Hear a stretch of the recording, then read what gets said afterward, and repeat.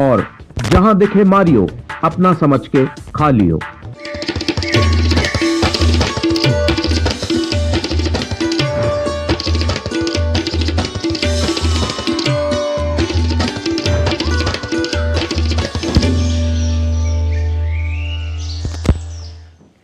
नमस्कार, एक और नई सुबह की शुरुआत के साथ हम हाजिर हैं नए तेवर और नए कलेवर के साथ नया सवेरा के एक और खास अंक को लेकर। मैं हूं कृतिका और मेरे साथ है मेरी सहयोगी भावना। सुप्रभात कृतिका, धन्यवाद। अगले 1 घंटे में हम आपको दिखाएंगे देश और दुनिया की ताजा तरीन खबरें और साथ ही हम जिन प्रमुख खबरों पर आज नया सवेरा में बात करने वाले हैं वो है आज राष्ट्रपति द्रौपदी मुर्मू 3 दिवसीय मॉरिशस यात्रा पर रवाना होंगी।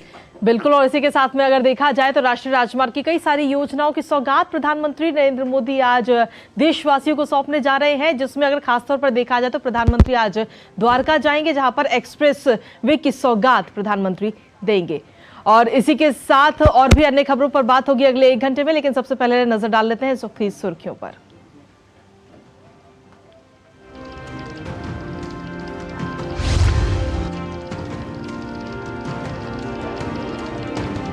राष्ट्रपति द्रौपदी मुर्मू आज से 3 दिन की मॉरिशस यात्रा पर। मॉरिशस के राष्ट्रीय दिवस समारोह में मुख्य अतिथि के रूप में होंगे शामिल। अपने समकक्ष और प्रधानमंत्री के साथ करेंगे द्विपक्षीय बैठकें।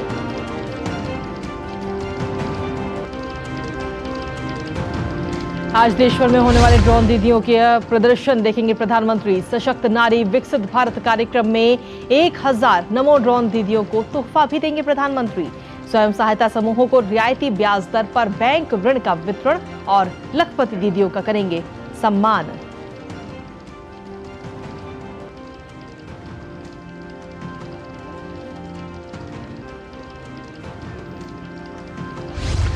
हरियाणा के दौरे पर प्रधानमंत्री आज हरियाणा के दौरे पर द्वारका एक्सप्रेसवे का करेंगे उद्घाटन। करीब 1 लाख करोड़ रुपए के 112 नेशनल हाईवे प्रोजेक्ट की करेंगे शुरुआत।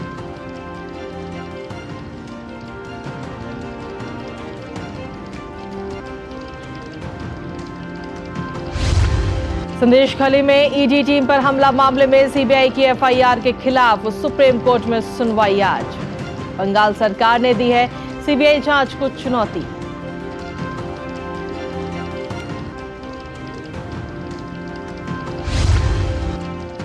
बीजेपी केंद्रीय चुनाव समिति की अहम बैठक आज जारी हो सकती है। लोकसभा चुनाव के प्रत्याशियों की दूसरी सूची। कांग्रेस पार्टी ने भी बुलाई आज चुनाव समिति की अहम बैठक। और साथ ही खेल की खबरों की बात करें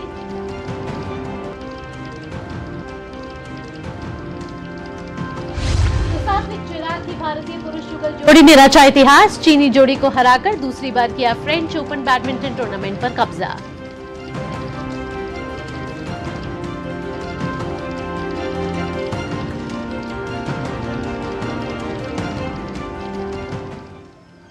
और चलिए नया सवेरा की करते हैं शुरुआत और सबसे पहले देखते हैं देश भर से कुछ खास और अहम खबरें। जी हां, शुरुआत करते हैं। राष्ट्रपति द्रौपदी मुर्मू आज से 3 दिन की आधिकारिक यात्रा पर मॉरिशस में होंगी।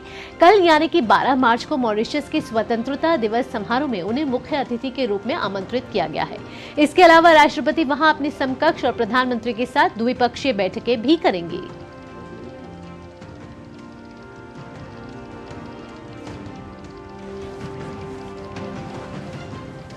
यात्रा पर रहेंगी। राष्ट्रपति 12 मार्च यानी मंगलवार को मॉरिशस के स्वतंत्रता दिवस समारोह में बतौर मुख्य अतिथि शामिल होंगी। वे मॉरिशस के राष्ट्रपति पृथ्वीराज सिंह रूपन और प्रधानमंत्री प्रविंद कुमार जगन्नाथ के साथ द्विपक्षीय बैठकें करेंगी।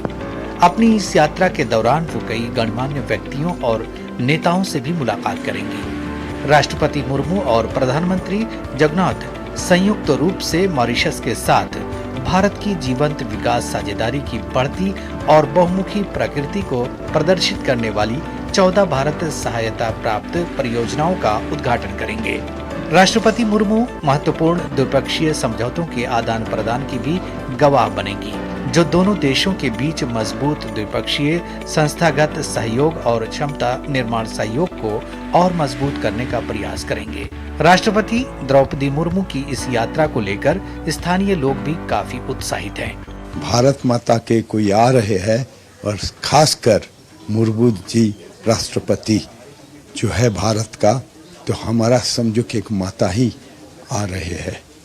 और सिर्फ माता नहीं, हम लोग का इतना कनेक्शन है, हम लोग सोचते हैं कि एक अपना आ रहे हैं। तो अपना आ रहे हैं, एक बड़ा भारत से होकर एक छोटा भारत में आ रहे हैं। तो हर मॉरिशन का बहुत बहुत खुशहाली है।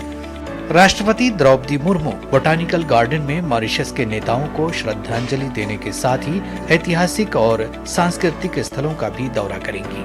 वे मॉरिशस विश्वविद्यालय में मॉरिशस के युवाओं और सामाजिक सांस्कृतिक संगठनों, भारतीय प्रवासियों के सदस्यों और महात्मा गांधी संस्थान में भारतीय समुदाय को संबोधित करेंगी। ये राजकीय यात्रा भारत और मॉरिशस के बीच दीर्घकालिक और स्थायी संबंधों को रेखांकित करती है। राष्ट्रपति द्रौपदी मुर्मू अपनी 3 दिवसीय राजकीय यात्रा के लिए मॉरिशस आ रही हैं। अपनी इस यात्रा के दौरान वे यहां के प्रधानमंत्री के साथ मिलकर भारत से सहायता प्राप्त 14 परियोजनाओं का उद्घाटन करेंगी। इसके साथ ही वे यहां पर अलग अलग जगहों का दौरा करने जाएंगी, जिसमें अप्रवासी घाट, गंगा तालाब और यहां की यूनिवर्सिटी शामिल हैं। कैमरामैन सेंथिल कुमार के साथ गिरीश निशाना, डीडी न्यूज, मॉरिशस। और वहीं राष्ट्रपति द्रौपदी मुर्मू अपनी मॉरिशस यात्रा के दौरान गंगा तालाब जाएंगी, जहां पर 108 फीट ऊंची भगवान भोलेनाथ की एक अद्भुत प्रतिमा भी है। और क्या है इस मंदिर की खासियत और कैसे ये मंदिर मॉरिशस के लोगों की आस्था के साथ जुड़ा हुआ है, हमारे संवाददाता गिरीश निशाना ने मंदिर के पुजारी तुली से खास बातचीत की है। ये बातचीत आपको सुनाते हैं। राष्ट्रपति द्रौपदी मुर्मू अपनी मॉरिशस यात्रा के दौरान गंगा तालाब भी पहुंचेंगी और यहाँ रास्ते में देखने को मिलेगी यहाँ 108 फीट ऊंची शिव जी की मूर्ति। यहाँ पर क्या खासियत है, बात करते हैं। हमारे साथ पुजारी दुली जी हमारे साथ में हैं। पहले मैं कहूँगा ओम नमः शिवाय। यहाँ पर गंगा तालाब है और यहाँ हमारे भोलेनाथ 108 फीट ऊंचाई। मैं चाहता हूँ कि जो यहाँ आएंगे अपने मनोकामना के लिए अपने वो दर्शन करने ज़रूर आना। यहाँ पर सब को बहुत अच्छा लगता है। ओम नमः शिवाय। यहाँ नीचे भी कुछ शिवलिंग देखने को मिल रहे हैं। यहाँ पर 108 शिवलिंग है, जैसे आप देख रहा है। बहुत यजमान, बहुत शिव भक्त चाहते हैं कि दर्शन करने 108 शिवलिंग 108 बार वो ओम नमः शिवाय जल धारण करे तो उसको बहुत अच्छा है, उसको शांति मिलती है, उसको सुकून मिलता है। इसीलिए हमने यहाँ पर 108 शिवलिंग स्थापना किया है। ओम नमः शिवाय। कितना लोग महत्व मानते हैं यहाँ मॉरिशस में भी, क्योंकि भारत में तो बहुत ज्यादा भगवान भोलेनाथ को पूजा जाता है। ना सिर्फ मॉरिशस, बहुत सारे शिव भक्त यहाँ आते हैं दर्शन करने के लिए।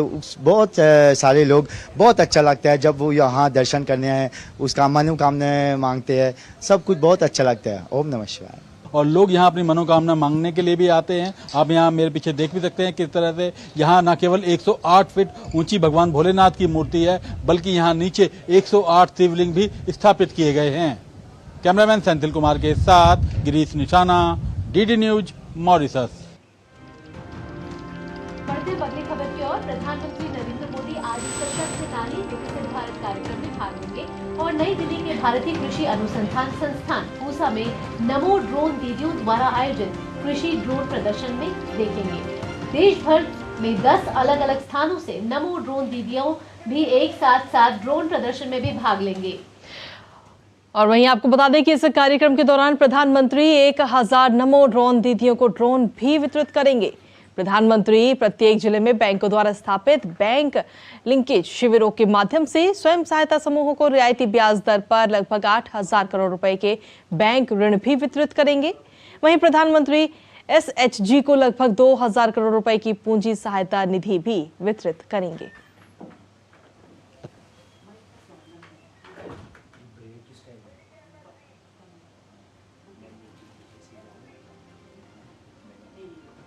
तो आज ड्रोन दीदियों के लिए बेहद खास दिन है। प्रधानमंत्री आज 1000 नमो ड्रोन दीदियों को ड्रोन का तोहफा देंगे। वहीं प्रधानमंत्री मोदी असम के 6 जिलों से आई 18 नमो ड्रोन दीदियों को ड्रोन वितरित करेंगे। रविवार को डिब्रूगढ़ जिले में कृषि ड्रोन प्रदर्शन कार्यक्रम भी आयोजित किया गया था, जहां ग्रामीण क्षेत्रों की महिलाओं के आर्थिक सशक्तिकरण और वित्तीय स्वायत्तता को बढ़ावा देने के लिए नमो ड्रोन दीदी और लखपति दीदी प्रधानमंत्री नरेंद्र मोदी की विशेष पहल है।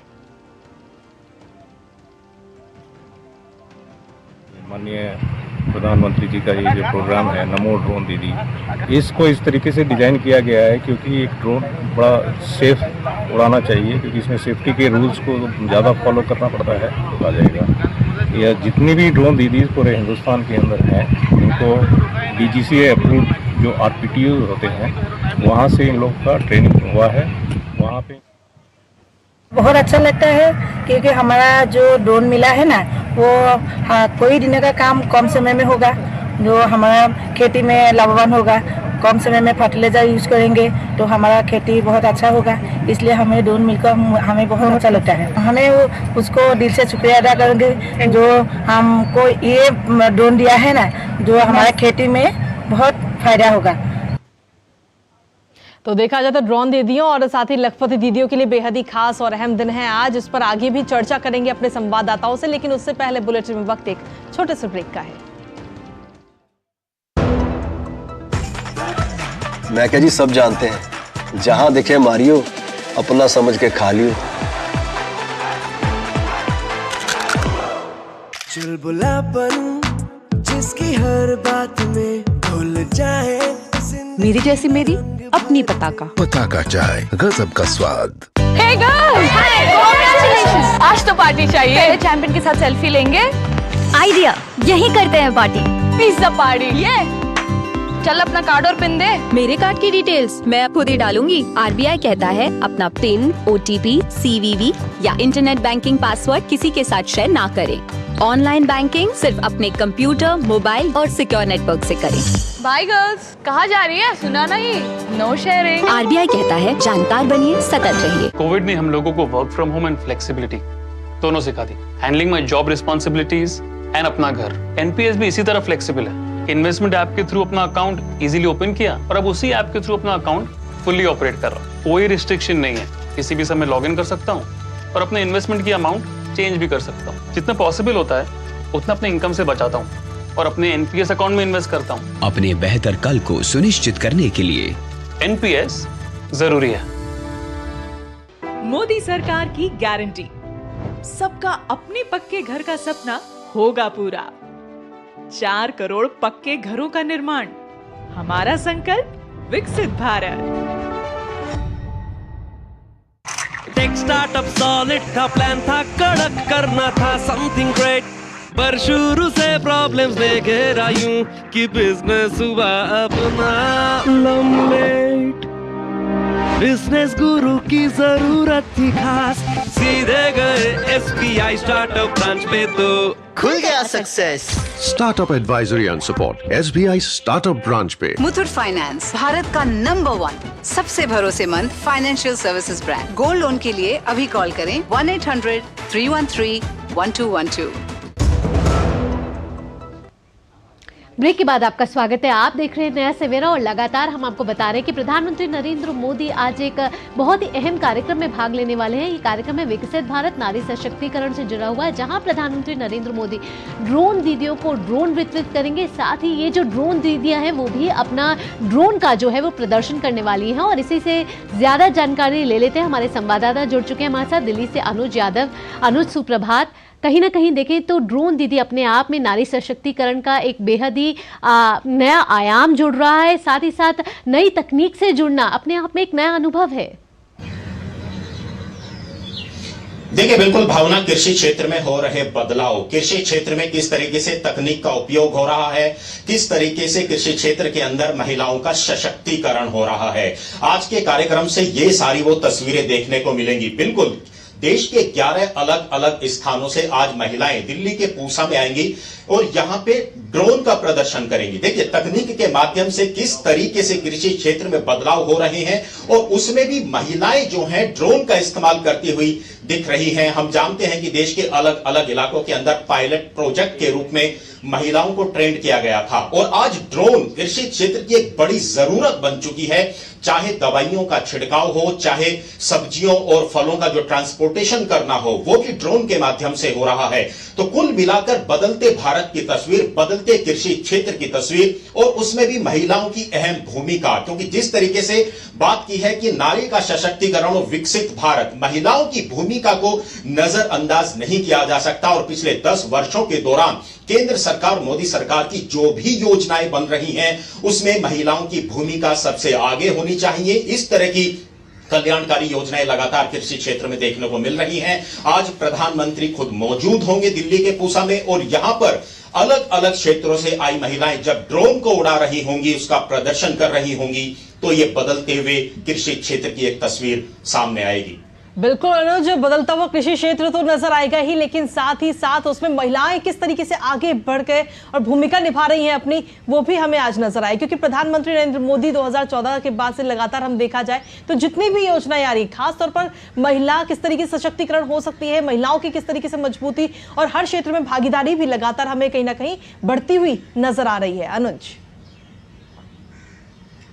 देखिए कृतिका, सबसे बड़ा जो एक प्लेटफॉर्म बनाया गया महिलाओं के सशक्तिकरण का, वो है स्वयं सहायता समूह। आप चाहे हस्तशिल्प के क्षेत्र में देखें, चाहे डेयरी सेक्टर में देखें, पशुपालन के क्षेत्र में देखें, छोटे छोटे जो स्वयं सहायता समूह सरकार के माध्यम से बनाए गए हैं, उसमें सस्ती दरों पर उनको ऋण उपलब्ध कराया जा रहा है। हम देखते हैं कि आज जो लखपति दीदियों की जो तस्वीर आज दिखाई देती है, उसमें स्वयं सहायता समूह का एक बहुत बड़ा योगदान है। 100 महिला इकट्ठी होती हैं, 500 महिलाएं इकट्ठी होती हैं और वो अपना एक छोटा कारोबार करती हैं। सरकार उनको सस्ती ऋणों पर ऋण उपलब्ध कराती है, सस्ती ब्याज दरों पर ऋण उपलब्ध कराता है। और किस तरीके से वो अपने उत्पादों का आज ना सिर्फ देश के अंदर बल्कि विदेशों के अंदर उनका एक्सपोर्ट हो रहा है। हम जानते हैं कि जब आप आदिवासी इलाकों के अंदर जाइए, वहां का आप शहद देखिए, वहां की ऑर्गेनिक सब्जियां और दालें आप देखिए, आज उसकी डिमांड सबसे ज्यादा ना सिर्फ देश में विदेशों में बढ़ रही है। और उसमें नेफेड के माध्यम से उनकी मार्केटिंग, उनको लिए बाजार उपलब्ध कराया जाता है। और आज लखपति दीदियों की 1 करोड़ से ज्यादा लखपति दीदियां आज देश भर के अंदर हैं। और भारत सरकार का जो टारगेट है, फोकस है, करीब करीब 3 करोड़ लखपति दीदियों का बनाने का है, जो आने वाले समय में ये तस्वीरें देखने को मिलेंगी। आज प्रधानमंत्री नरेंद्र मोदी इस कार्यक्रम के माध्यम से 8,000 करोड़ रुपए सस्ती ब्याज दरों पर जो है ऐसे ही स्वयं सहायता समूह को ऋण उपलब्ध कराएंगे।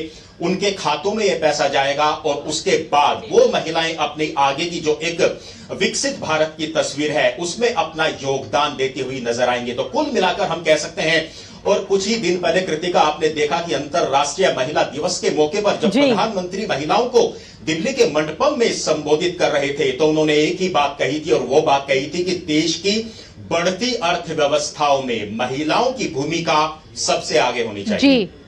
जी अनुज, यहाँ मैं ये भी आपसे कहना चाहूंगी कि बीते 15 अगस्त को जिस तरीके से प्रधानमंत्री ने लाल किले की प्राचीर से इस चीज का ऐलान किया था कि ड्रोन दीदी योजना जो है वो शुरू करेगी, और आज 11 मार्च 2024 है जब ये अपने आप में ये औपचारिक इसका उद्घाटन हो रहा है और अपने आप में एक नया आयाम स्थापित करेंगे। अनुज, इन तमाम जानकारियों के लिए आपका बहुत बहुत धन्यवाद।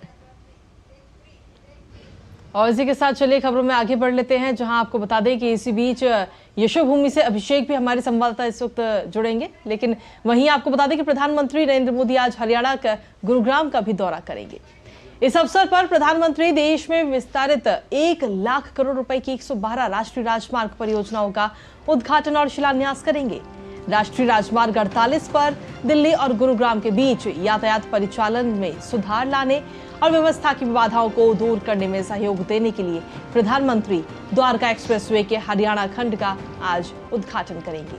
वहीं उत्तर प्रदेश में 4,600 करोड़ रुपए की लागत से लखनऊ रिंग रोड के 3 पैकेज का विकास, आंध्र प्रदेश में 2,950 करोड़ रुपए की लागत से राष्ट्रीय राजमार्ग 16 के अनंतपुरम पेंडुरथी अनाकापल्ली खंड का भी विकास, हिमाचल प्रदेश में 3,400 करोड़ रुपए के राष्ट्रीय राजमार्ग 21 के कीरतपुर से नेरचौक खंड, कर्नाटक में 2,750 करोड़ रुपए के डोवास्पेट हेस्कोटे खंड के साथ पूरे देश के विभिन्न राज्यों में 20,500 करोड़ रुपए की 42 अन्य परियोजनाओं का भी पीएम मोदी आज उद्घाटन करेंगे। वहीं प्रधानमंत्री नरेंद्र मोदी देश में विभिन्न राष्ट्रीय राजमार्ग परियोजनाओं की आधारशिला भी रखेंगे। जिन प्रमुख परियोजनाओं की आधारशिला रखी जाएगी उनमें आंध्र प्रदेश में 14,000 करोड़ के बेंगलुरु कटप्पा विजयवाड़ा एक्सप्रेसवे के 14 पैकेज, कर्नाटक में 8,000 करोड़ रुपए के राष्ट्रीय राजमार्ग 748 ए के बेलगाम हुगुंड रायचूर खंड के 6 पैकेज, हरियाणा में 4,900 करोड़ रुपए शामली अंबाला राष्ट्रीय राजमार्ग के 3 पैकेज, पंजाब में 3,800 करोड़ रुपए के अमृतसर बठिंडा कॉरिडोर के 2 पैकेज। इसके साथ ही देश के विभिन्न राज्यों में 32,700 करोड़ रुपए की 39 अन्य परियोजनाएं भी शामिल हैं। और अब खबर पश्चिम बंगाल के संदेश खाली से जुड़ी हुई। सुप्रीम कोर्ट आज उत्तर 24 परगना जिले के संदेश खाली में ईडी और सीएपीएफ दलों पर हमले के मामले में सीबीआई जांच को चुनौती देने वाली बंगाल सरकार की याचिका पर सुनवाई करेगा। सुप्रीम कोर्ट की वेबसाइट पर 5 जनवरी को केंद्रीय जांच एजेंसी के दल पर आरोपितों की ओर से किए गए हमलों के इस मामले की सुनवाई का ब्यौरा दिया गया है। जस्टिस जीआर गवई और संदीप मेहता की खंडपीठ आज इस पर सुनवाई करेगी। 5 मार्च को कलकत्ता हाई कोर्ट ने सीबीआई से स्वतंत्र जांच कराने के आदेश के साथ ही बंगाल की पुलिस को इस हमले के मास्टरमाइंड शाहजहां शेख को उसी दिन सीआईडी की हिरासत से सीबीआई के सुपुर्द करने को कहा था। इसके खिलाफ बंगाल सरकार ने सर्वोच्च अदालत के समक्ष विशेष अनुमति याचिका दायर करके कहा था कि कलकत्ता हाई कोर्ट ने सतही स्तर पर जांच को सीबीआई को सौंपने का आदेश दिया है। इसके जरिए कानून के तहत मिलने वाले समाधान के अधिकार को कुंद किया जा रहा है। तो संदेश खाली पर सुप्रीम कोर्ट में आज फिर से सुनवाई है और हमारे संवाददाता भी जुड़ चुके हैं। विकास सारथी हमारे साथ। विकास, ताजा जानकारी आपसे लेना चाहेंगे। एक बार पहले भी सुप्रीम कोर्ट याचिका खारिज कर चुकी है और आज फिर सुप्रीम कोर्ट इस पर सुनवाई करेगी। आखिरकार बंगाल सरकार क्या चाहती है? भावना, इसमें ये जो मामला है ये अभी संदेश खाली से जुड़ा जरूर है, लेकिन ये मामला सुप्रीम कोर्ट में काफी वक्त से लंबित है, यानी 3 साल से लगभग लंबित है। पश्चिम बंगाल सरकार का ये कहना है कि एक जनरल कंसेंट होता है सीबीआई जांच के लिए, जो हर राज्य सीबीआई को देता है ताकि उसको बाद में राज्य से अनुमति ना लेनी पड़े, क्योंकि सामान्यतः हर मामले की जांच वहां की पुलिस करती है। तो ये जनरल कंसेंट कई राज्यों ने वापस लिया था सीबीआई से। पश्चिम बंगाल सरकार का ये कहना है कि जब ये जनरल कंसेंट नहीं है तो उसके बावजूद सीबीआई कई मामलों में एफआईआर रजिस्टर करके जांच करती रही है। लेकिन भावना, यहाँ पर एक बहुत सबसे अहम बिंदु ये है कि जिन मामलों में हाई कोर्ट या सुप्रीम कोर्ट जांच के आदेश देता है वहां पर ये जनरल कंसेंट लागू नहीं होता। अभी हम संदेश खाली में देख रहे हैं कि वहां पे हाई कोर्ट के आदेश से ऐसा हुआ है। तो सुप्रीम कोर्ट से कितनी राहत मिलेगी बंगाल सरकार को, ये सुनवाई के बाद साफ हो पाएगा। लेकिन जो मामला सुप्रीम कोर्ट में लंबित है वो इस जनरल कंसेंट से जुड़ा हुआ है और ये साफ दिखता है कि संदेश खाली के मामले में ये बात लागू नहीं होती है। जनरल कंसेंट पर के मामले पर सुनवाई लंबी चल सकती है और ये इसको जब संदेश खाली के मामले को यहाँ पर उठाएगा पश्चिम बंगाल सरकार तो बहुत ज्यादा कुछ हासिल होना नहीं है। सीबीआई जांच का विरोध वो भले ही कर रहे हैं। सुनवाई आप माने कि करीब 11 बजे के बाद इसमें किसी भी वक्त सुनवाई हो सकती है। और बंगाल सरकार शाहजहां शेख की कस्टडी के मामले को भी लेकर के सुप्रीम कोर्ट गई थी, वो मामला भी एक बार फिर उठा सकते हैं। हालांकि उसमें भी जब कस्टडी दी जा चुकी है तो बहुत कुछ पश्चिम बंगाल सरकार के लिए बचा नहीं है। अब इन दोनों मामलों में आज क्या उनका रुख रहेगा, बहस के दौरान ये साफ हो जाए। जी विकास, क्या ये माना जाए कि आगे आने वाले समय में पश्चिम बंगाल सरकार और घिरती हुई नजर आएगी? बिल्कुल, देखिए, क्योंकि वो जिस आधार पर इस पूरे मामले को चुनौती दे रहे हैं, संदेश खाली के मामले में जब हाईकोर्ट ने आदेश दे दिया है तो वो बार बार जो जनरल कंसेंट की एक बात उठाते रहे हैं, बंगाल सरकार पहले भी उठाती रही है कि राज्य की अनुमति के बिना सीबीआई जांच शुरू हो जाती है। तो उन मामलों में तो सुप्रीम कोर्ट फिर भी उसकी लीगैलिटी को चेक कर सकता है, देख सकता है। लेकिन अगर हाईकोर्ट ने आदेश दिया है किसी जांच का तो उसको लेकर के बहुत कुछ राहत यहां सुप्रीम कोर्ट से मिलने की उम्मीद नहीं है, बावजूद इसके क्योंकि ये मामला लंबित है पहले से, 2021 से याचिका लंबित है सुप्रीम कोर्ट में, उससे जोड़ करके इन दोनों बातों को रखा जा रहा है कोर्ट के सामने। ठीक विकास, इन तमाम जानकारियों के लिए आपका बहुत बहुत धन्यवाद। तो नया सवेरा में रुकने एक छोटे से ब्रेक के लिए, ब्रेक के बाद भी खबरों का सिलसिला यूं ही जारी रहेगा।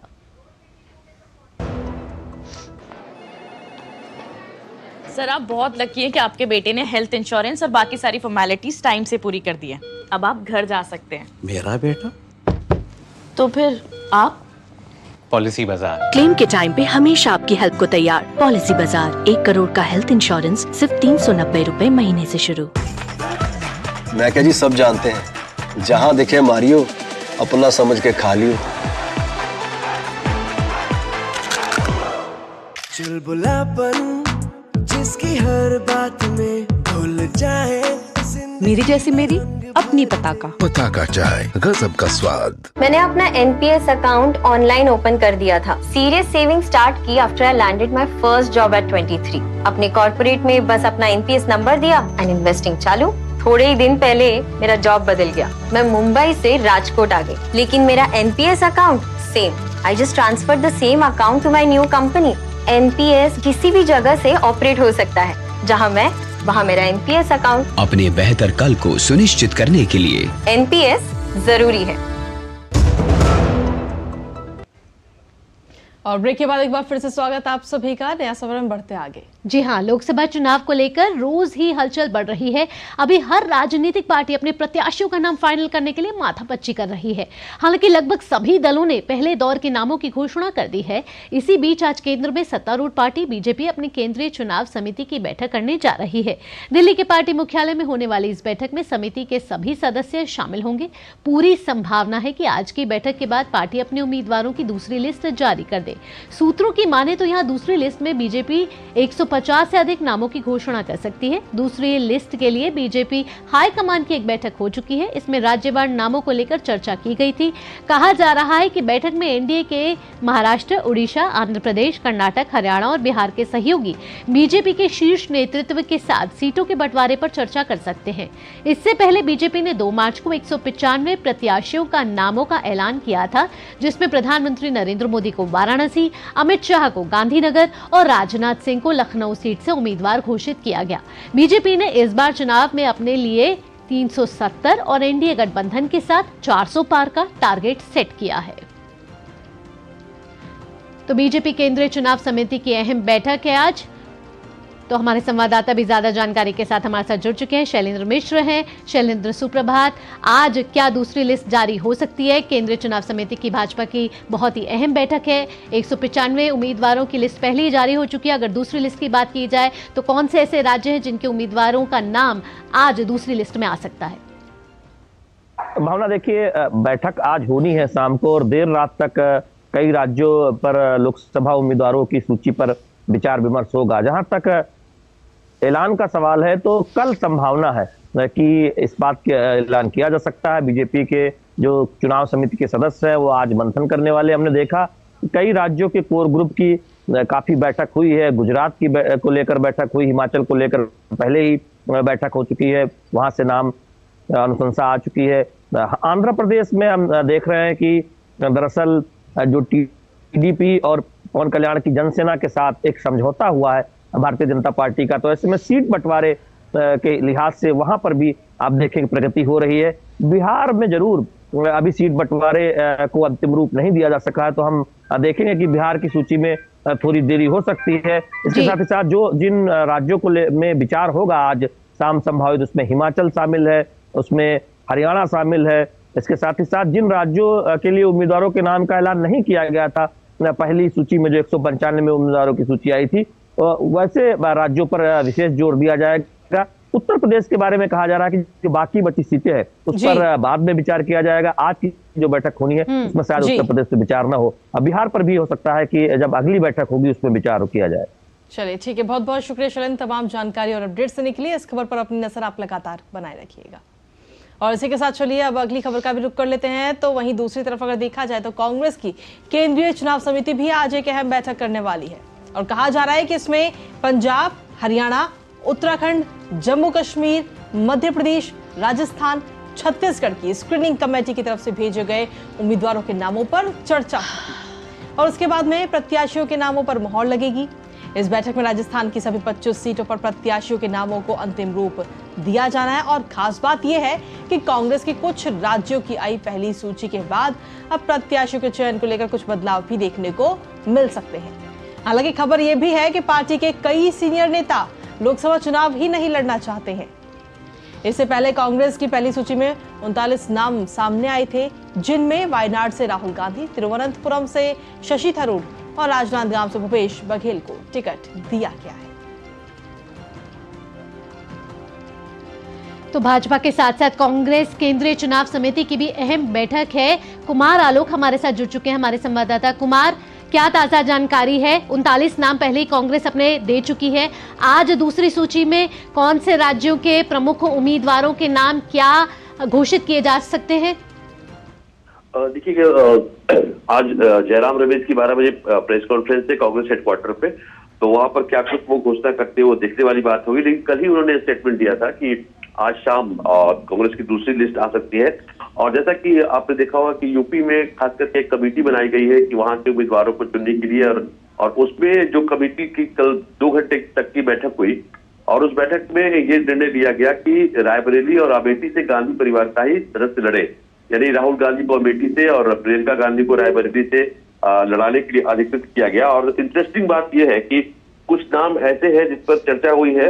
उत्तर प्रदेश की अगर मैं बात करूं तो स्टेट यूनिट के जो प्रेसिडेंट है अजय राय को वाराणसी से टिकट दिया जा सकता है। इसके अलावा इमरान मसूद जो है उनको सहारनपुर से और तनुज पुनिया को बाराबंकी से। और इसके अलावा अगर हम बात करें तो जो पूर्व एमपी रहे हैं प्रदीप जैन आदित्य, उनको भी झांसी से टिकट दिया जा सकता है। राज बब्बर जो फिल्म अभिनेता और पूर्व सांसद रहे हैं उन्हें फतेहपुर सिकरी से टिकट दिया जा सकता है। इसके अलावा एमएलए जो है कांग्रेस के वीरेंद्र चौधरी, उनको महाराजगंज से टिकट दिया जा सकता है। और कमल किशोर कमांडो जो भूतपूर्व एमपी रहे हैं उन्हें बांसगांव से टिकट दिया जा सकता है। लेकिन सबसे बड़ी जो पेच जो फंसी है, खास करके जो टीएमसी ने एक तरफा जो उम्मीदवारों की घोषणा की है कल अपने 42 उम्मीदवारों की बंगाल में, उससे इंडी गठबंधन को बहुत करारा झटका लगा है। और हालांकि ममता बनर्जी खुलेआम कह रही कि उन्हें किसी के साथ की जरूरत नहीं है। और हालांकि अधीर रंजन चौधरी भी काफी विरोध कर चुके हैं ममता बनर्जी के इस फैसले का। लेकिन जो कांग्रेस का हाईकमान है, जो कांग्रेस के हाईकमान के जो लीडर्स हैं, वो अभी भी बच रहे हैं, अभी भी डिफेंसिव मोड में है। और वो अभी भी उनकी आशा है कि तृणमूल कांग्रेस से आने वाले दिनों में, यानी 1-2 दिनों में या 1-2 सप्ताह में कोई न कोई समझौता हो सकता है। तो अब देखना होगा। खासकर बिहार की अगर हम बात करें तो बिहार में भी वहां पर पेच उलझा हुआ है। वहां भी आपने देखा कि एमएलसी का जो चुनाव हुआ उसमें आरजेडी ने सीपीआई-एमएल को सीट दे दिया, जिनके 12 सदस्य है, लेकिन 17 सदस्य वाली कांग्रेस पार्टी को उन्होंने उम्मीदवार नहीं बनाया। तो इसलिए वहां की जो कांग्रेस की जो कमेटी है वहां खुलेआम विद्रोह कर रही है, वहां प्रदेश अध्यक्ष जो अखिलेश सिंह है उनके खिलाफ। तो अब देखना होगा कि आज शाम में जब कांग्रेस इलेक्शन कमेटी की जो बैठक होगी उसमें क्या कुछ निकल के आता है। ठीक बात। कुमार आलोक, इन तमाम जानकारियों के लिए आपका बहुत बहुत धन्यवाद। नजर बनाए रखेगा, आगे भी आपसे अपडेट लेंगे। बढ़ते अब अगली खबर की ओर। शिवसेना के वरिष्ठ नेता और ठाकरे गुट के प्रमुख उद्धव ठाकरे के करीबी माने जाने वाले विधायक रविंद्र वायकर मुख्यमंत्री एकनाथ शिंदे की पार्टी शिवसेना में शामिल हो गए हैं। रविंद्र वायकर का पार्टी प्रवेश मुख्यमंत्री एकनाथ शिंदे के सरकारी आवास वर्षा पर आयोजित किया गया। वायकर अपने सैकड़ों कार्यकर्ताओं, पदाधिकारियों, पूर्व नगर सेवकों के साथ शिंदे समूह में शामिल हो गए हैं। रविंद्र वायकर की पार्टी में एंट्री के वक्त मंच पर शिवसेना सांसद गजानन कीर्तिकर मौजूद थे। मुख्यमंत्री शिंदे ने इस दौरान कहा कि रविंद्र वायकर असली शिवसेना में शामिल हो गए हैं, जो बाला साहेब ठाकरे की विचारधारा पर चल रही है। रविंद्र वायकर का शिंदे गुट में शामिल होना उद्धव ठाकरे के लिए किसी बड़े झटके से कम नहीं है। ऐसा इसलिए क्योंकि रविंद्र को उद्धव ठाकरे का काफी करीबी कहा जाता है। विधायक रविंद्र वायकर को हाल ही में ठाकरे गुट में नेता नियुक्त किया गया था। इसके बाद आगामी लोकसभा चुनाव के मद्देनजर ठाकरे समूह की ओर से वायकर को नांदेड़, हिंगोली और परभणी लोकसभा क्षेत्रों की जिम्मेदारी दी गई थी। वायकर ने 20 सालों तक मुंबई नगर निगम में नगर सेवक के रूप में काम किया है। और वहीं चुनावी बॉन्ड को लेकर सुप्रीम कोर्ट में आज अहम सुनवाई होनी है। स्टेट बैंक ऑफ इंडिया की ओर से सुप्रीम कोर्ट में चुनावी बॉन्ड की जानकारी देने के लिए 30 जून तक की मोहलत की मांग वाली अर्जी पर सुप्रीम कोर्ट आज सुनवाई करेगा। एसोसिएशन फॉर डेमोक्रेटिक रिफॉर्म्स के स्टेट बैंक के खिलाफ अवमानना का मामला चलाने की याचिका पर सुनवाई होगी। सुनवाई 5 जजों का संविधान पीठ करेगी। Chief justice DY Chandrachud, justice Sanjiv Khanna, justice BR Gavai, justice JB Pardiwala और जस्टिस मनोज मिश्रा की बेंच इस मामले की सुनवाई करेगी। चुनावी बॉन्ड योजना को 15 फरवरी को सुप्रीम कोर्ट ने असंवैधानिक करार दिया था। 5 जजों की संविधान पीठ ने चुनावी बॉन्ड को रद्द कर दिया था। नया सवेरा में आगे बढ़ते हैं। ईडी ने जफर सादिक के खिलाफ मनी लॉन्ड्रिंग का मामला दर्ज किया है। जफर सादिक को नारकोटिक्स कंट्रोल ब्यूरो ने इंटरनेशनल ड्रग तस्करी मामले में गिरफ्तार किया था। जफर तमिल फिल्मों का निर्माता है और डीएमके पार्टी का करीबी है। ईडी ने नारकोटिक्स कंट्रोल ब्यूरो एनसीबी की एफआईआर के आधार पर जफर सादिक ड्रग्स कनेक्शन मामले में मनी लॉन्ड्रिंग का मामला दर्ज किया है। उसे कल एनसीबी ने जयपुर से गिरफ्तार किया था। इससे डीएमके नेता उदयनिधि स्टालिन की मुश्किलें अब बढ़ गई हैं। ईडी का मानना है कि गिरफ्तार किए गए सादिक से पूछताछ में कई और खुलासे होंगे। ईडी मनी लॉन्ड्रिंग के तहत अब यह पता लगाने में जुटेगी कि आखिर विदेशों तक फैले तमिल फिल्म प्रोड्यूसर के तार और कहां-कहां तक फैले हैं। ड्रग से कमाई गई मोटी रकम कहां-कहां लगाई गई है। और वहीं प्रधानमंत्री नरेंद्र मोदी के नेतृत्व में अपना समर्थन और विश्वास व्यक्त करने के लिए मध्य प्रदेश के कटनी हजरत इतर शाह की दरगाह पर हजारों मुस्लिमों का हुजूम उमड़ पड़ा और प्रधानमंत्री मोदी के अच्छे स्वास्थ्य और आगामी लोकसभा चुनावों में उनकी सफलता के लिए दुआ की गई। इंडियन माइनॉरिटी फाउंडेशन द्वारा कटनी दरगाह में आयोजित शुक्रान मोदी कार्यक्रम में 30,000 से ज्यादा मुस्लिमों और विभिन्न समुदायों और संप्रदायों के लोगों ने हिस्सा लिया, जहां प्रधानमंत्री नरेंद्र मोदी की ओर से हजरत इतर शाह दाता पीर बाबा दरगाह पर पवित्र चादर भी चढ़ाई गई। इस सद्भावना कार्यक्रम शुक्रान मोदी में धार्मिक नेताओं और मुस्लिम समुदाय के सभी संप्रदायों के लोगों ने मुस्लिमों के जीवन को बदलने के लिए पीएम मोदी की सराहना की। उन्होंने पीएम मोदी के सबका साथ सबका विकास मंत्र की भी सराहना की।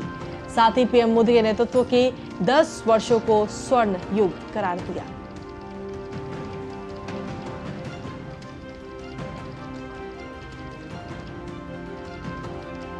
तो नया सवेरा में अब वक्त हो चला है हमारे खास सेगमेंट अखबारों की सुर्खियों का।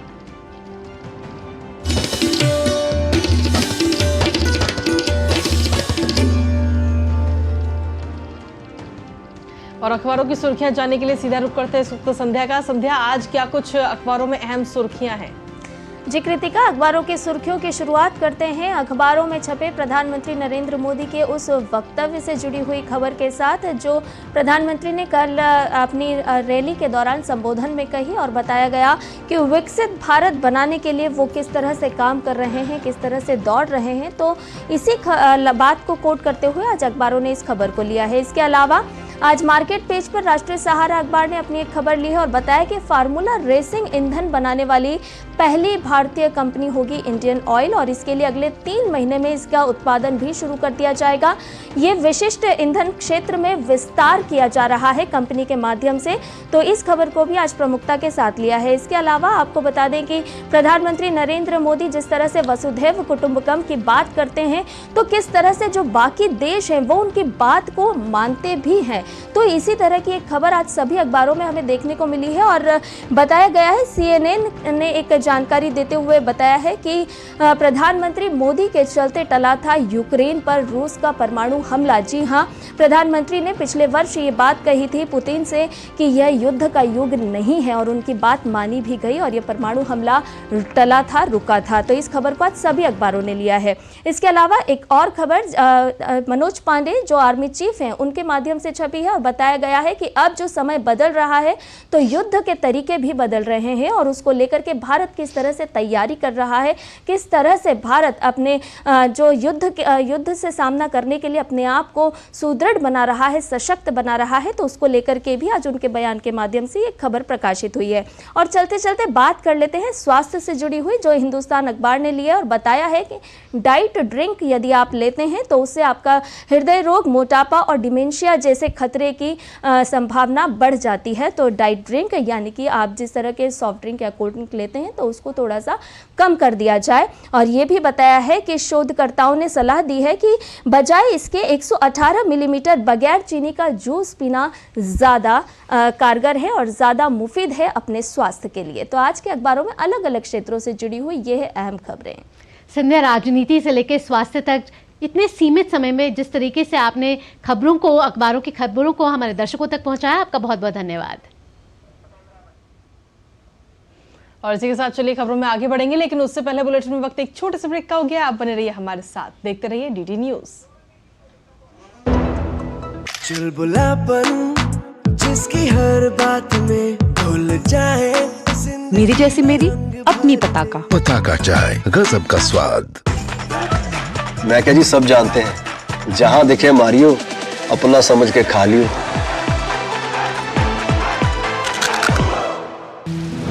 मौसम को अपने पैशन के बीच जो नहीं आने देते, मैं उनका फैन हूं।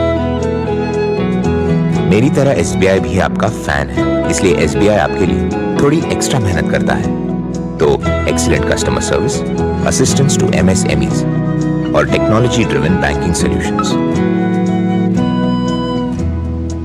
घर छोड़ दूं, SBI बदल रहा है क्योंकि हम एक बदलते देश के फैन हैं। SBI, देश का फैन। हो बिजनेस बढ़ाना, गुड़िया को पढ़ाना या मिसेस के साथ वेकेशन, लो मुथूट फाइनेंस गोल्ड लोन। भरोसा इंडिया का, भरोसा इंडिया का। मुथूट फाइनेंस, भारत का नंबर 1 सबसे भरोसेमंद financial services brand. Gold loan के लिए अभी कॉल करें 1-800-313-1212। और ब्रेक के बाद एक बार फिर से स्वागत है आप सभी का नया सेवा में। बढ़ते हैं आगे और अब रुक करते हैं अगले सेगमेंट का और देखते हैं खबरें दुनिया भर की।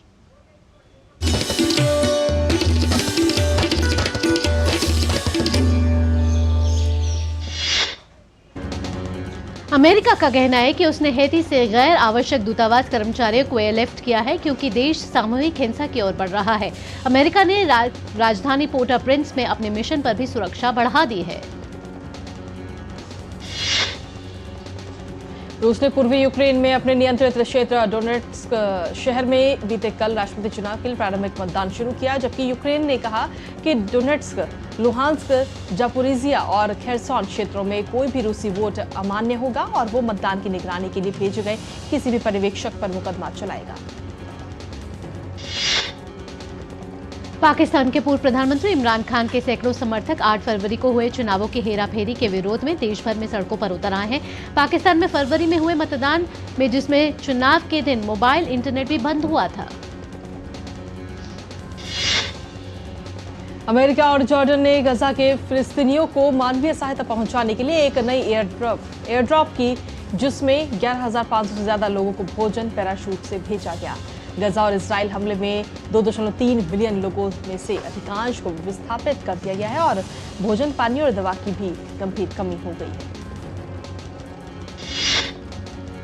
बोलिविया की राजधानी लापाज में भारी बारिश के बाद अधिकारियों को आपातकाल की स्थिति घोषित करने के लिए मजबूर होना पड़ा। यहाँ राष्ट्रपति ने भारी मशीनरी और 3,000 सैनिकों को भेजने का वादा किया है। जनवरी में बारिश का मौसम शुरू होने के बाद से देश भर में बाढ़ में लगभग 50 लोगों की मौत हुई है। फिलिस्तीन और इजराइल मामले के बीच सैकड़ों फिलिस्तीनी यरूशलेम के अल अक्सा मस्जिद परिसर में दूरबीनों के माध्यम से रमजान के चांद को देखने के लिए इकट्ठा हुए। और अब खबरें देख लेते हैं खेल जगत से।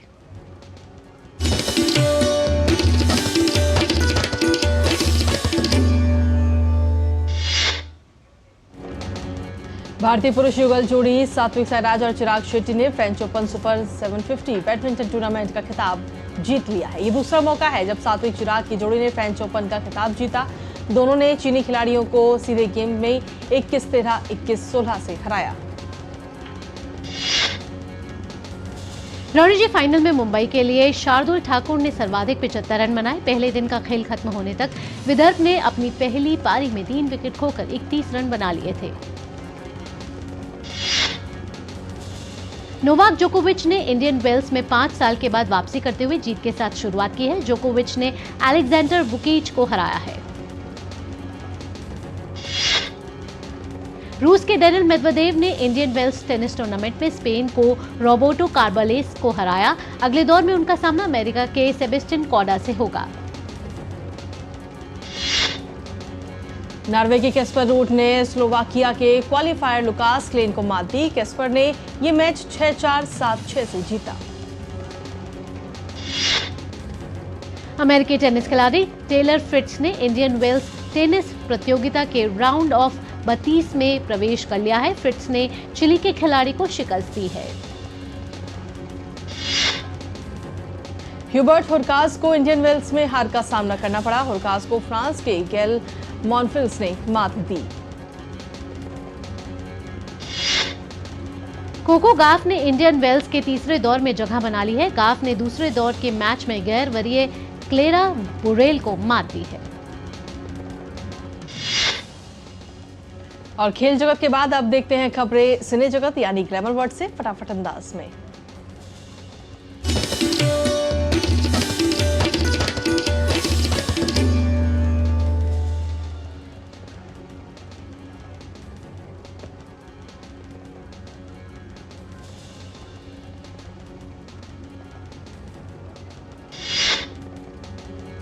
साउथ सिनेमा के सुपरस्टार अल्लू अर्जुन फिल्म पुष्पा 2 की शूटिंग के लिए विशाखापत्तनम पहुंचे हैं। और आपको बता दें कि अकादमी अवार्ड्स का भी आगाज हो चुका है और साथ ही बड़े बड़े सितारों को इस अवार्ड में सम्मानित किया गया है।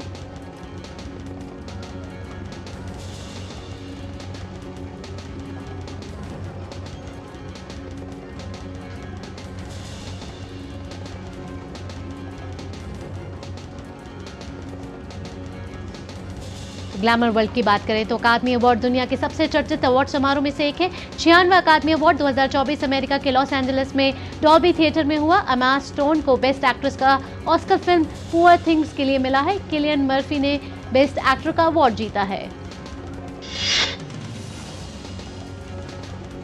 दवॉइन जॉय रेडोल्फ को द होल्ड ओवर्स के लिए बेस्ट सपोर्टिंग एक्ट्रेस का अवार्ड मिला है।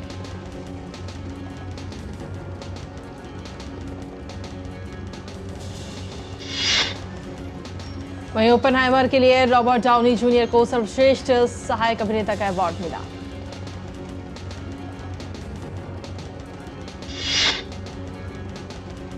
"20 Days in Mariupol" ने इस साल की सर्वश्रेष्ठ डॉक्यूमेंट्री फीचर फिल्म का ऑस्कर पुरस्कार जीता है। ओपेनहाइमर ने सर्वश्रेष्ठ फिल्म संपादन का ऑस्कर पुरस्कार जीता है। मनोरंजन की दुनिया के सबसे प्रतिष्ठित अवार्ड समारोह में कई और फिल्मों का बोलबाला भी देखने को मिला है।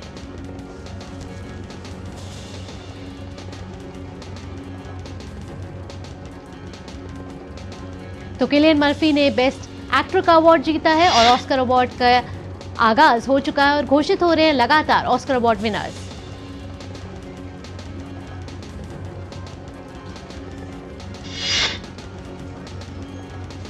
वहीं साउथ सिनेमा के सुपरस्टार अल्लू अर्जुन फिल्म पुष्पा 2 की शूटिंग के लिए विशाखापत्तनम पहुंचे, जहां लोगों ने उनका भव्य स्वागत किया। लोग एक्टर पर फूलों की बारिश करते और उनके नाम के नारे लगाते हुए नजर आए। एक्ट्रेस रवीना टंडन जल्द ही फिल्म पटना शुक्ला में नजर आएंगी। फिल्म का टीजर हाल ही में रिलीज हुआ है, जिसमें एक्ट्रेस का दमदार अंदाज देखने को मिल रहा है। फिल्म का ट्रेलर आज रिलीज किया जाएगा। फिल्म में रवीना टंडन एक वकील के किरदार में नजर आ रही हैं। Web series the railway man को काफी तारीफें मिल रही हैं। वहीं नेटफ्लिक्स ने यह ऐलान किया कि यह सीरीज इस इंटरनेशनल प्लेटफॉर्म पर अब तक की सबसे सफल भारतीय सीरीज बन गई है। द रेलवे मैन लगभग 3 महीनों से इंटरनेशनल चार्ट में टॉप 3 पर है। बॉबी देओल की सुपरहिट वेब सीरीज आश्रम के तीनों सीजन को व्यूअर्स का भरपूर प्यार मिला है और अब तक दर्शक आश्रम 4 का बेसब्री से इंतजार कर रहे हैं। रिपोर्ट्स के मुताबिक साल के अंत यानी दिसंबर तक वेब सीरीज का चौथा सीजन रिलीज हो जाएगा।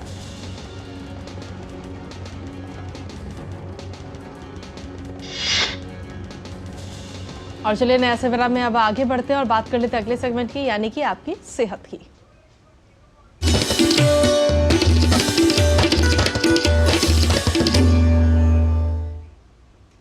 दरअसल बच्चे और किशोर रीढ़ की समस्याओं से प्रभावित हो रहे हैं और इसका कारण है जीवन शैली संबंधित कारक।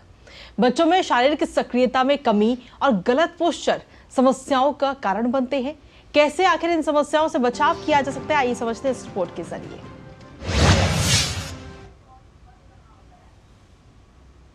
काफी परेशान करती हैं, लेकिन वर्तमान स्थिति में बच्चे और किशोर भी रीढ़ की समस्याओं से प्रभावित हो रहे हैं। इसके लिए कारण है शारीरिक निष्क्रियता और अनियंत्रित जीवन शैली से संबंधित कारक। बच्चों में आजकल रीढ़ की समस्याएं बढ़ रही हैं और इसका सबसे महत्वपूर्ण कारण है बच्चों का गलत ढंग से बैठना और बच्चों का एक्सरसाइज नहीं करना। और इसका रीज़न ये है कि पोस्ट कोविड की जो महामारी आई है उसके बाद में बच्चे अब को आदत भी पड़ गई है कि वो घर पर ज़्यादा दिन समय बिताते हैं, लैपटॉप, मोबाइल और टैबलेट का यूज़ करते हैं और वो गलत पोस्चर में बैठ के करते हैं इसको। रीढ़ हमारे शरीर का महत्वपूर्ण अंग है। रीढ़ शरीर में गर्दन से लेकर कमर तक होती है। सर्वाइकल, थोरैसिक, लंबर, सैक्रम और टेलबोन ये रीढ़ के भाग होते हैं। कई कारण हैं जो बच्चों और किशोरों में रीढ़ संबंधित समस्याओं के खतरे को बढ़ाते हैं। कंप्यूटर व लैपटॉप का अधिक प्रयोग करना, शारीरिक सक्रियता में कमी, कोई भी क्रिया करते समय गलत पोस्चर रखना, अधिक वजन या मोटापा और मानसिक तनाव, इन सभी से रीढ़ की समस्याएं उत्पन्न हो सकती हैं। सबसे पहले ज़रूरी है कि माता पिता जब बच्चों को नहाते हैं या वो कपड़े पहन रहे होते हैं उनको देखते हैं तो उस समय अगर कोई रीढ़ की हड्डी में टेढ़ापन आ रहा है तो उसको बिल्कुल भी नज़रअंदाज नहीं करना चाहिए। अगर बच्चा लंबे समय तक आपको बता रहा है कि मेरी रीढ़ की हड्डी में दर्द रहता है, हाथों में दर्द हो रहा है, पैरों में दर्द हो रहा है, झंझनाहट हो रहा है, सुनपन आ रहा है, शाम में बुखार आ रहा है या पेशाब की शक्ति में कमज़ोरी आ रही है, पॉटी की शक्ति में कमज़ोरी आ रही है, तो इसको कभी भी नज़रअंदाज ना करें। अपने नज़दीकी डॉक्टर से जाके संपर्क करें और इसका डायग्नोसिस करवाएं। रीढ़ की हड्डी की समस्या को नज़रअंदाज नहीं करना चाहिए क्योंकि यदि इसका उचित इलाज न करवाया जाए तो समस्या बढ़ सकती है। बच्चों में और किशोरों में सबसे ज़्यादा ज़रूरी है, मैं हमेशा बोलता हूँ कि be mobile, don't use mobile. आपको खुद को सक्रिय रखना है, वर्जिश करना है, पोस्चर मेंटेन करना है, ठीक से बैठना है, बेड पर बैठ करके पढ़ाई करना, लेट करके पढ़ना, गलत पोस्चर में बैठ के पढ़ना या लंबे समय तक मोबाइल का, लैपटॉप का, डेस्कटॉप का यूज़ करना। आजकल देखा गया बच्चों में वो पेट पर अपने मोबाइल को, लैपटॉप को डेस्कटॉप पर रख करके लेट जाते हैं। उसके कारण क्या होता है कि गर्दन की हड्डी नीचे को झुक जाती है और लंबे समय तक रहते हैं तो गर्दन की हड्डी में डेवलपमेंटल एज में जब वो रीढ़ की हड्डी बढ़ रही होती है उसमें ही खराबी आने लगती है। तो सबसे ज़्यादा ज़रूरी है कि आप अपने रीढ़ की हड्डी की जो नॉर्मल पोस्चर है उसको मेंटेन करके रखें और साथ में खान पान का ध्यान रखें ताकि उसका पोषण अच्छा हो। रीढ़ की हड्डी के बीच में जो डिस्क होता है उसके लिए पानी पीना बहुत ज़रूरी है, तो आप पानी का सेवन भी करते रहें। कम से कम 4 लीटर पानी आप ज़रूर पिएं पूरे दिन में। आवश्यक है कि बच्चों को अधिक देर तक बैठे न रहने दें, उन्हें शारीरिक सक्रियता वाले खेल खेलने के लिए प्रोत्साहित करें और साथ ही किसी भी क्रिया को करते समय उचित पोस्चर का ध्यान रखा जाए, ये भी महत्वपूर्ण है। शारीरिक सक्रियता के साथ जीवन शैली में कुछ बदलाव करने से और सावधानी रखने से बच्चों और किशोरों में रीढ़ व अन्य समस्याओं का खतरा कम किया जा सकता है। किरण भारद्वाज, डीडी न्यूज। तो ये तो थी आपकी सेहत से जुड़ी बात। नया सवेरा में आगे बढ़ते हैं, अब बात कर लेते हैं मौसम की।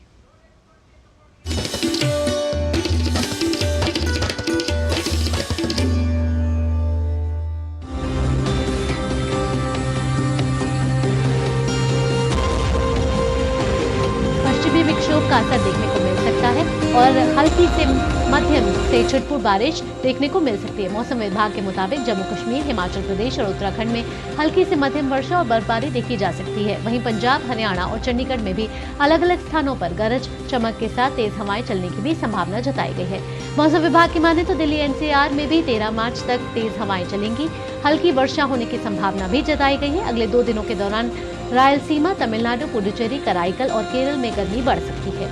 आइए अब जानते हैं विभिन्न राज्यों और शहरों का न्यूनतम और अधिकतम तापमान।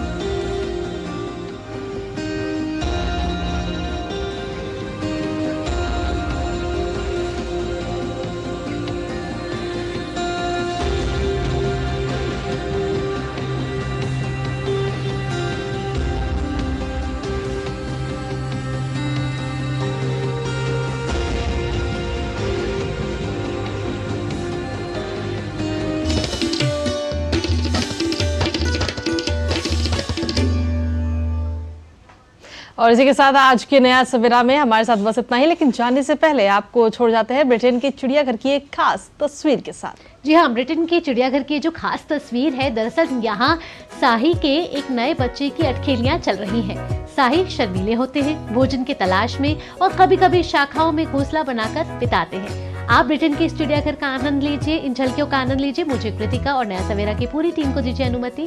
नमस्कार।